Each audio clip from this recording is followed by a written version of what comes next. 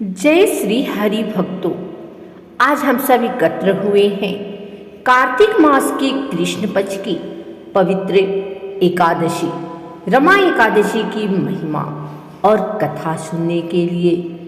यह वही एकादशी है जो स्वयं माता लक्ष्मी जी को अत्यंत प्रिय है। इस दिन जो भी भक्त व्रत उपासना और श्री विष्णु का नाम का स्मरण करते हैं, उनके जीवन से दरिद्रता, संकट और पापों का नाश होता है। तो आइए सबसे पहले हम सब श्रद्धा भाव से श्री हरि और माता रमा यानी कि लक्ष्मी जी का ध्यान करें। ओम नमो भगवते वासुदेवाय। रमा एकादशी का परिचय देती हूँ। रमा एकादशी कार्तिक मास की कृष्ण पक्ष की एकादशी तिथि को मनाई जाती है। यह व्रत माता लक्ष्मी को समर्पित है और इसी कारण इसे रमा एकादशी कहा गया है, जहाँ रमा का अर्थ है लक्ष्मी, जो भगवान विष्णु के हृदय में वास करती हैं। रमा एकादशी तु श्रेष्ठा सर्व पाप प्रणाशिनी, अर्थात यह एकादशी सारे पापों का नाश कर मनुष्य को वैकुंठ धाम तक पहुंचाती है। इस दिन जो भी भक्त सच्चे मन से उपवास रखता है, सत्य बोलता है, ब्रह्मचर्य का पालन करता है और श्री विष्णु की आराधना करता है, उसे हजारों यज्ञों का फल प्राप्त होता है। रमा एकादशी के दिन प्रातः काल स्नान कर स्वच्छ वस्त्र धारण करें, फिर भगवान विष्णु का ध्यान करते हुए संकल्प लें, आज मैं रमा एकादशी का व्रत रखती हूँ, जिससे मुझे जीवन के पापों से मुक्ति मिले और श्री हरि की कृपा भाव बना रहे। घर में या मंदिर में श्री विष्णु और माता लक्ष्मी की मूर्ति या चित्र स्थापित करें, फूल, दीप, नैवेद्य, तुलसी दल अर्पित करें, रात्रि में जागरण करें और भगवान का नाम कीर्तन करें। हरि राम हरे कृष्ण, कृष्ण कृष्ण हरे हरे, हरे राम राम राम हरे हरे। रमा एकादशी की कथा आरंभ करती हूँ। अब मैं आप सबको वह पवित्र कथा सुनाने जा रही हूँ जो स्वयं भगवान श्री कृष्ण ने राजा युधिष्ठिर को कही थी।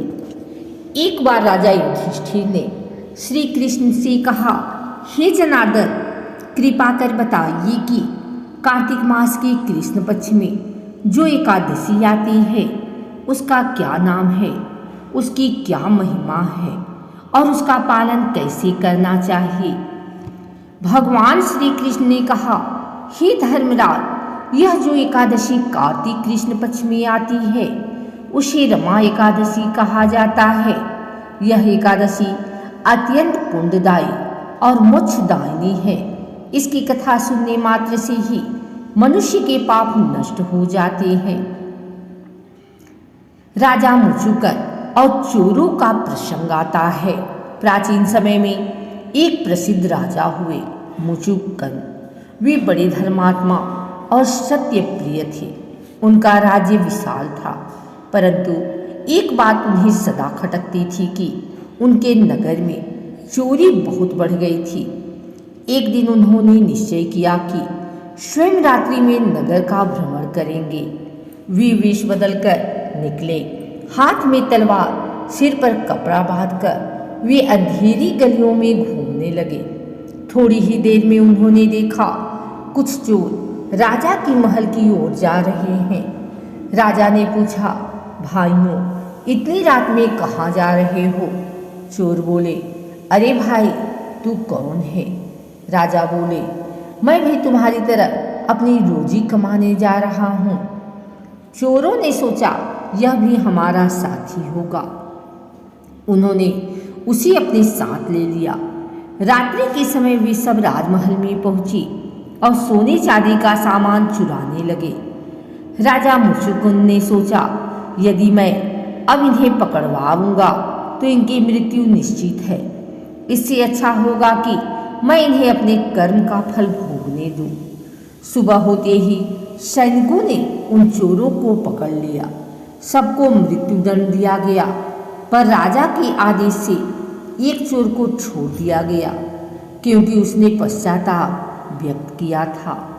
वह चोर भय से भागते भागते एक ऋषि के आश्रम में पहुंचा।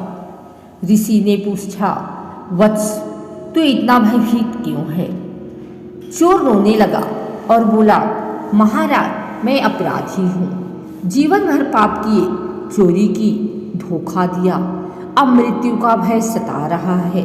कृपया कोई उपाय बताइए जिससे मैं पाप मुक्त हो जाऊं। ऋषि बोले, वत्स, यदि तू सच्चे मन से प्रायश्चित करना चाहता है तो कार्तिक मास की कृष्ण एकादशी, रमा एकादशी का व्रत कर। इस व्रत के प्रभाव से तुझे अपने सारे पापों से मुक्ति मिलेगी।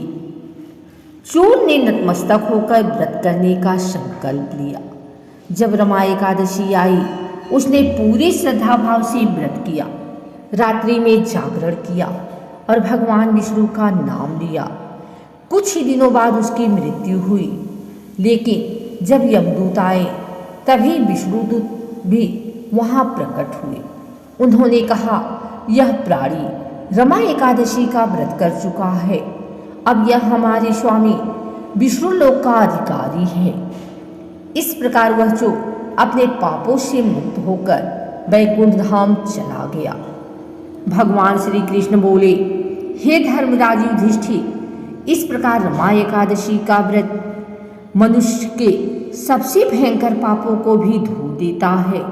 यह व्रत करने से मनुष्य को 100 यज्ञों का फल मिलता है। जिसे धन की कमी हो उसे यह व्रत लक्ष्मी प्राप्ति देता है। जो दाम्पत्य जीवन में कलह का अनुभव करता है उसे यह व्रत सुख और शांति प्रदान करता है। रमा एकादशी का व्रत केवल सांसारिक लाभ के लिए नहीं बल्कि आत्मिक शुद्धि के लिए भी किया जाता है। जो व्यक्ति पूरी मन से भगवान विष्णु और माता लक्ष्मी का स्मरण करता है उसके जीवन में समृद्धि, प्रेम और शांति आती है। शास्त्रों में यह भी कहा गया है कि यदि कोई व्यक्ति इस एकादशी का व्रत करता है और दूसरों को इसकी कथा सुनाता है तो उसके 7 जन्मों के पाप समाप्त हो जाते हैं। भाइयों और बहनों, इस रमा एकादशी की कथा से हमें यह शिक्षा मिलती है कि भगवान विष्णु और माता लक्ष्मी की भक्ति सच्चे मन से करने पर कोई भी पापी व्यक्ति मुक्त हो सकता है। सच्ची निष्ठा और आस्था से किया गया एक छोटा सा उपवास भी बड़े बड़े पापों को भस्म कर देता है। इसलिए इस एकादशी पर हम सब यह प्रण लें कि हर महीने कम से कम एक एकादशी अवश्य करेंगे। अपने जीवन में सत्य, दया और धर्म को अपनाएंगे। अब हम सब मिलकर भगवान विष्णु और माता रमा का स्मरण करें। ओम श्री लक्ष्मी रमणाय नमः। ओम नमो भगवती वासुदेवाय। जय श्री हरि, जय माता रमा लक्ष्मी। यह व्रत जीवन के तीनों लोकों में कल्याण करने वाला है। जो व्यक्ति रमा एकादशी के दिन व्रत, दान, कीर्तन या कथा श्रवण करता है उसे पितृ ऋण से मुक्ति मिलती है और विष्णु धाम की प्राप्ति होती है। शास्त्रों में कहा गया है कि रमा एकादशी यो नरः श्रीणोति कथा शुभाम सह वैकुंठ लभेत लोकम विष्णुनाद्यप समप स्थिरम। अर्थात जो व्यक्ति इस कथा को श्रद्धा से सुनता है वह भी वैकुंठ धाम में स्थान पाता है। प्रिय भक्तगण, यदि यह कथा आपके मन को छू गई हो तो इसे अपने परिवार, मित्रों और बच्चों तक पहुंचाइए। रमा एकादशी हमें सिखाती है कि सच्चे मन से किया गया एक संकल्प हमारे भाग्य को बदल सकता है। माता रमा और भगवान विष्णु की कृपा आप सब पर बनी रहे, यही मेरी प्रार्थना है। हरि नाम स्मरण करते रहिए, संकट सब दूर होते रहेंगे। जय श्री हरि, जय माता रमा।